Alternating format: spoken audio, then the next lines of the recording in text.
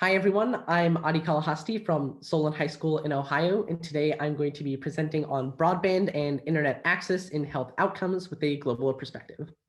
I know it sounds like a slightly boring topic, but hopefully by the end of this presentation, I'll have convinced you otherwise. So let's start off with a bit of a personal introduction. So I'm a junior at Solon High School in Ohio, and currently with regards to science, I do a lot of research on gene expression with brain cells at a local university, Case Western Reserve University. And I just finished competing at the 2021 ISEF competition just a few weeks ago. I additionally work on political research and outreach for a congressional campaign in Ohio. So pretty much science and politics are my two passions, which hopefully will kind of intersect in this presentation a little.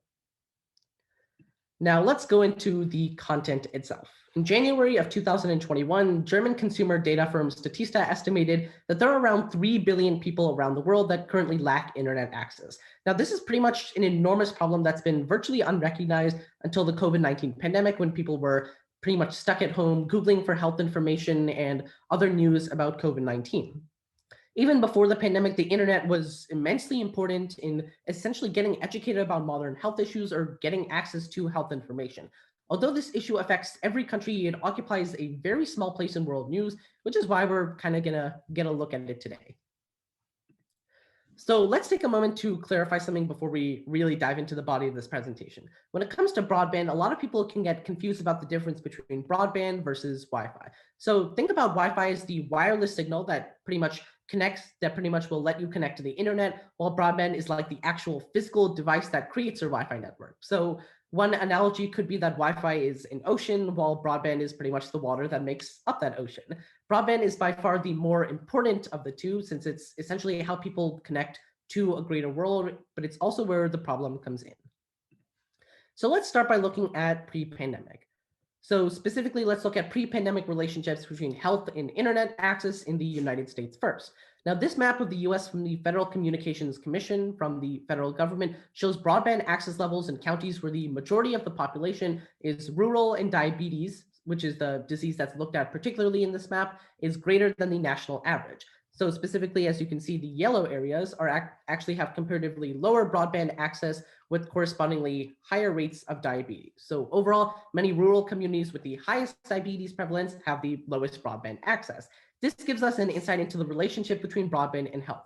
Pretty much counties with less access to broadband and internet access actually have a higher prevalence or increased rates of diseases like diabetes or obesity, or pretty much a lot of other diseases that rely on health information for you to get educated.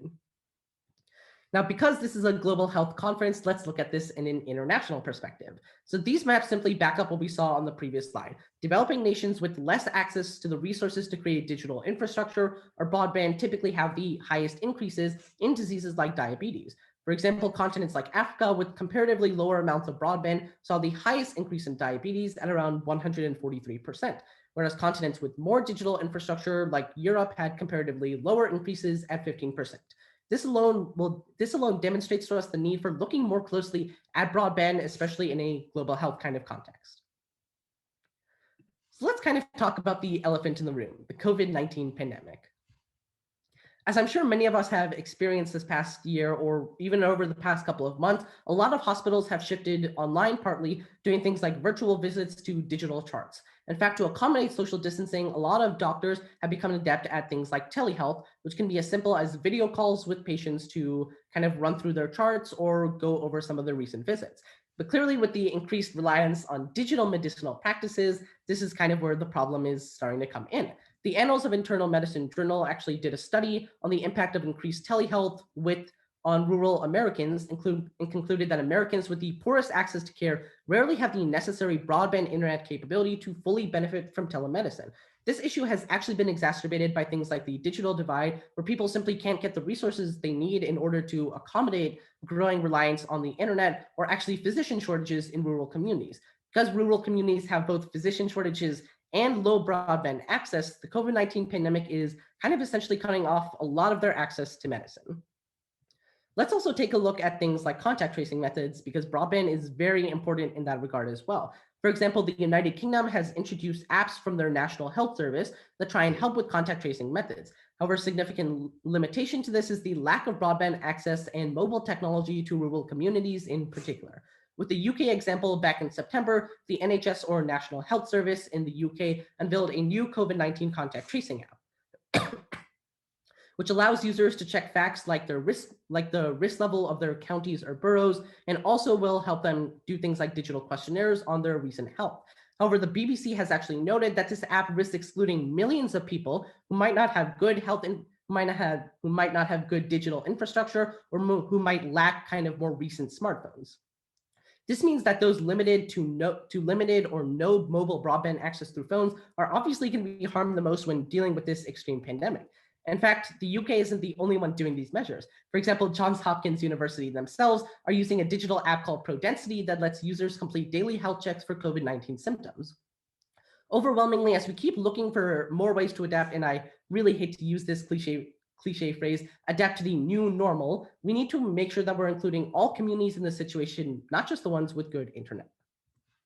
So when returning back to the primary topic at hand, I want to clarify that this isn't to complain about how we've gone online and made new ways of adapting. Rather, my concern is that we're not adequately reaching out to communities who are suffering from these changes the most, and the ones who could certainly benefit from more broadband access. As a society and as global health leaders, it's our responsibility to look at these issues more closely and try and improve health outcomes for millions of people around the world who don't have access to these resources.